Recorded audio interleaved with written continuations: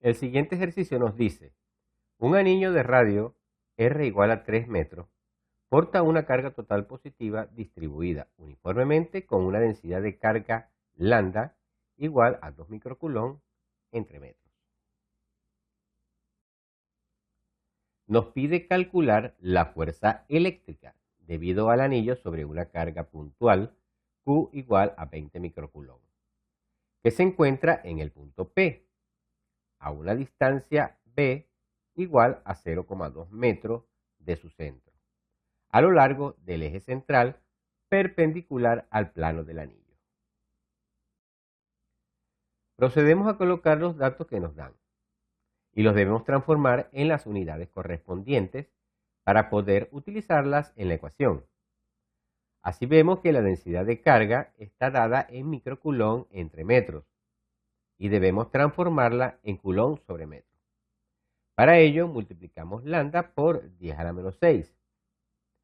De igual manera, la carga Q está dada en microcoulomb y hay que llevarla a coulomb, multiplicándola también por 10 a la menos 6. Las unidades de distancia las dejamos expresadas en metros. El problema nos pide calcular la fuerza eléctrica en la carga Q y para ello debemos trazar un eje de coordenadas cuyo origen sea el punto P y proceder a realizar un diagrama de fuerzas. Debido a que la fuerza que actúa sobre la carga puntual proviene de una distribución de cargas, debemos de tomar una porción del anillo lo más pequeña posible, de manera tal que esa pequeña porción o diferencia del anillo se comporte como si fuera una carga puntual y poder aplicar la ley de Coulomb para calcular un diferencial de fuerza entre estas dos cargas. Recordemos que la ley de Coulomb se aplica solo a cargas puntuales y su expresión es la siguiente. Fuerza es igual a la constante K por el producto de las cargas que interactúan entre la distancia que los separa al cuadrado. Como vamos a tomar un diferencial del anillo, a esta porción le corresponderá un diferencial de longitud que denominaremos dL1 y por consiguiente también un diferencial de carga que llamaremos dQ1. Teniendo esto presente, la ecuación de Coulomb para este diferencial de fuerza resultante entre la carga Q y la carga dQ1 se puede reescribir de esta manera. El diferencial de fuerza 1 es igual a la constante K por la carga Q por el diferencial de carga Q1 entre la distancia al cuadrado, donde D es la distancia entre la carga Q2 y el diferencial de carga de Q1. Como ambas cargas son positivas, las fuerzas de F1 es de repulsión y su dirección es como se representa a continuación en el gráfico. A su vez, esta fuerza tiene tres componentes que son el diferencial de fuerza en el eje X, que denominaremos diferencial de fuerza de Fx1. Esto está en el eje positivo de X. También tenemos el diferencial de fuerza en y que denominaremos dFy1 y está en el eje positivo de Y. Y por último, un diferencial de fuerza en el eje Z, que denominamos dFz1 y es negativo porque está en el eje negativo de Z. Bien, ahora tomemos un diferencial de longitud de L2, opuesto al diferencial de longitud de L1, y que también tendrá un diferencial de carga de Q2. Para este diferencial de fuerza resultante entre la carga Q2 y la carga de Q2, se obtiene la ecuación de fuerza como dF2 igual a la constante K por la carga Q por el diferencial de carga Q2 entre D al cuadrado, donde D es la distancia entre la carga Q y el diferencial de carga de Q2, y cuyo valor por simetría es igual a la distancia entre la carga Q y el diferencial de carga de Q1. De igual manera, ambas cargas son positivas y la fuerza de F2 es también de repulsión, y su dirección es como se representa a continuación en el gráfico. En este caso observamos que dFx2 es negativo, porque está en el eje negativo de X, dFy2 en el eje positivo de Y y dFz2 en el eje positivo de Z. Podemos observar que por simetría, las componentes en X y Z de estos dos vectores son opuestos y de igual magnitud.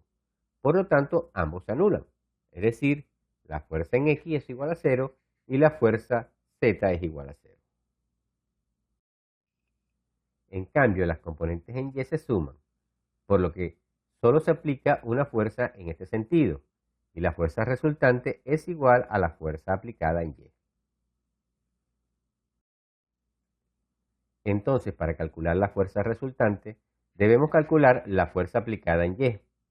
Esta fuerza, como vemos, es la sumatoria de todas las proyecciones de las fuerzas de F. Así tenemos que para el caso de F1, este forma un ángulo θ. Por lo tanto, el coseno de este ángulo es el cateto adyacente, que en este caso es de Fy1, entre la hipotenusa que es de F1. Al despejar dFy1, nos queda que es igual a dF1 por el coseno de θ. Como la fuerza resultante de la fuerza es la sumatoria de todos estos diferenciales, entonces aplicamos la integración a ambos lados de la igualdad para obtener dicha sumatoria, que es el valor de la fuerza resultante en Fy1. Sustituimos la magnitud del diferencial de fuerza por la expresión de Coulomb y tenemos que es igual a la integral de la constante K por la carga por el diferencial de carga Q1 entre d al cuadrado. Todo esto por el coseno de θ. Sacamos los valores constantes de la integral y nos queda que Fy1 es igual a K por Q por el coseno de θ entre d1 al cuadrado por la integral de dQ1.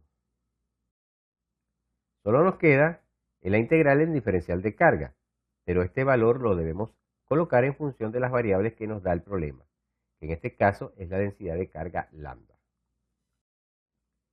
Como sabemos, lambda es igual a un diferencial de carga entre un diferencial de longitud. Y despejando, dQ1 es igual a lambda por dL1.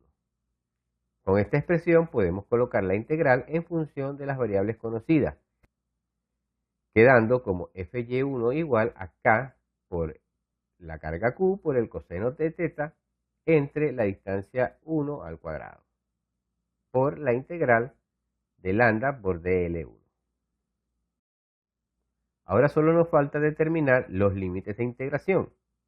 Y como queremos calcular la fuerza que ejerce todo el anillo, entonces debemos tomar la circunferencia. Y como la integral quedó en función de la longitud, entonces debemos tomar la longitud total del anillo.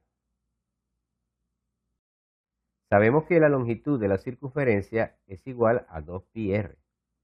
Entonces el límite de integración irá desde 0 hasta 2πr. Al resolver la integral nos da como resultado la siguiente ecuación, donde Fy1 es igual a la constante K por la carga Q por el coseno de θ por lambda por la longitud entre la distancia al cuadrado. Y esta ecuación evaluada entre 0 y 2πr. Evaluando primero el límite superior 2πr nos da Fy1 igual a K por Q por el coseno de θ por lambda por 2πr entre d al cuadrado. Esto menos el límite inferior, pero como es 0, al sustituir en la ecuación su valor es 0. Ahora debemos colocar la variable θ en función de las variables conocidas.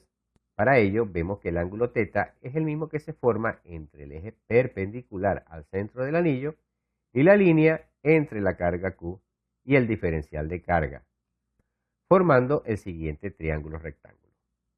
Así determinamos que el coseno de θ es igual a b entre d. Y esta expresión la sustituimos en la ecuación, quedando como Fy1 igual a K por Q por b por lambda por 2πr entre la distancia elevada al cubo. Solo faltaría la variable d.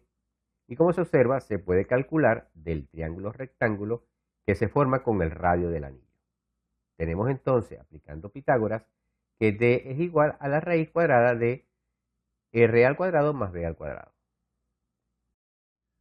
Sustituyendo nos queda la ecuación que Fy1 es igual a K por Q por B por lambda por 2πr entre la raíz cuadrada de r al cuadrado más b al cuadrado, esto elevado al cubo.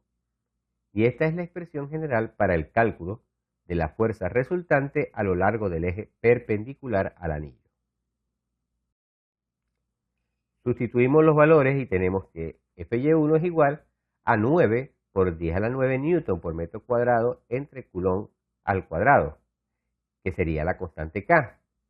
La carga Q sería 20 por 10 a la menos 6 coulomb, multiplicado por B, que sería 0,2 metros. Esto por lambda, que es 2 por 10 a la menos 6 coulomb sobre metro, multiplicado por 2πr, que sería 2 por 3,14 por 3 metros, dividido entre la raíz cuadrada del radio al cuadrado, que sería 3 metros al cuadrado, más b al cuadrado, que sería 0,2 metros al cuadrado. Todo esto elevado al cubo. En el denominador este metro con este metro se eliminan, quedando metro al cuadrado por metro, que da metro al cubo. Coulomb con coulomb se eliminan con coulomb al cuadrado y las unidades quedan en metro al cubo por newton. Y en el numerador, al resolver la unidad, me va a quedar en metros elevado al cubo. Así, al resolver, tenemos que Fy1 es igual a 1,356 newton por metro al cubo entre la raíz de 9,04 al cubo por metro al cubo. Y simplificando los metros cúbicos, se eliminan, dando el resultado de Fy1 igual a 0,05 newton. Y este es el valor de la fuerza resultante y la respuesta del ejercicio.